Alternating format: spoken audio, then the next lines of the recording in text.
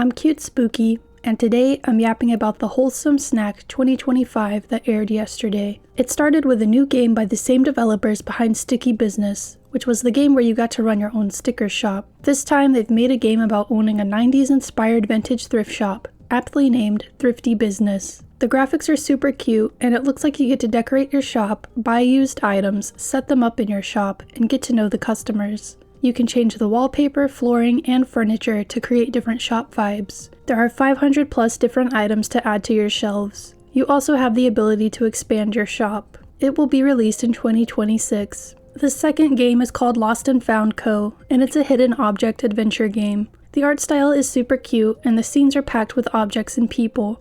It also looks like there is some interactability with some of the objects. There's also a small story to accompany the gameplay. It'll be available February 11th, 2026. The third title is a typing adventure game where you're looking for your lost beetle. It's the sequel to Beetle, the #1 most played typing game on itch.io. Typing words changes the world around you and helps you to solve various puzzles. It looks like there will also be some mini games to play. We also got to see a small trailer for Wild Society, the prequel to Wildflowers, which I made a video about if you want to check it out. I loved it, so I'm super excited for this one. It looks like you get to run a boarding house for witches, which you'll be able to decorate. You'll also be able to cast spells. That's all that was shown off. I was hoping for more. Speaking of Wildflowers, it's coming to Xbox and PlayStation, so even more people will be able to play it. The next game is from the creators of Snufkin Melody of Moomin Valley, and it's called Moomin Troll Winter's Warmth. It's not a direct sequel, so you can play them in any order you'd like. It follows Moomin Troll as he experiences winter for the very first time.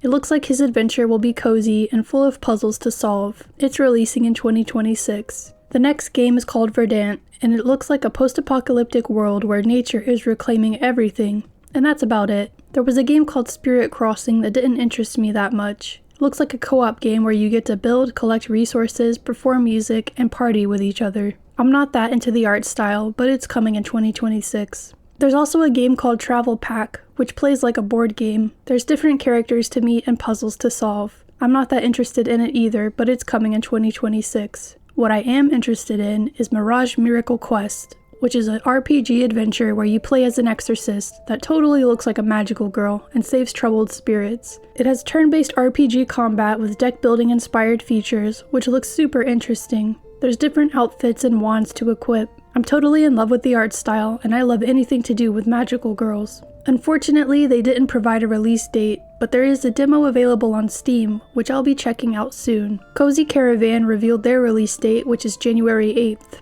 Now, this game has been out in early access for a while, so I'm not sure if this is a trailer for the 1.0 release or not. They're currently on version 0.5.2, which seems far from 1.0. The next game they featured is Fishbowl, which is a narrative game about dreams, grief, and hope. I love the pixel art style, and that your choices affect the journey the main character takes. Looks like it'll be full of small mini-games and lots of characters to meet. It's releasing in April 2026. There was this other game called Find Your Words, but it literally looks like a children's game, so I'm not into that. There's also this food roguelike deck builder game called Arcane Eats. They showed off the Druid-inspired deck, and it looks interesting. Then there's this game where you catch bugs and try to get them to date for some reason. It's called Catch Maker, and I'm judging you if you're interested in it. There was a merging game called Pandemonium Merge, which looked stressful. You merge food items inside a cramped frying pan, and the items get huge. I don't really understand the appeal of these merge type games. Someone explain it to me. Coffee Talk Tokyo is coming out on March 5th, 2026. I haven't played any of the Coffee Talk games, but I hear they're very good. There was an announcement for a new farming sim called Mandrake. It showed off fishing, mining, growing crops, and decorating. Seems to follow the typical farming sim genre, but it does have an interesting setting. Then there's a tech repair shop simulator called Restory Chill Electronic Repairs. The trailer showed off fixing a Tamagotchi, a console, a PSP, and a cassette player. It looks super satisfying taking them apart, cleaning them, and putting them back together. I think I'll end up getting lost with all the parts you need to keep track of. It's releasing in 2026, and there's a playtest available on Steam right now. And finally, Bits and Bops released yesterday. I played the demo, and I'll have a link to the video where I talked about it, but it's like a Rhythm Heaven game if you've ever played that series. There's over 20 rhythm minigames to play. And that's just about everything the showcase had to offer. What do you guys think? Are there any games that were announced that you're interested in? Let me know in the comment section below. If you like the video, press the like, If you want to see more of me, subscribe. I cover cozy games, RPGs, and visual novels. Bye guys!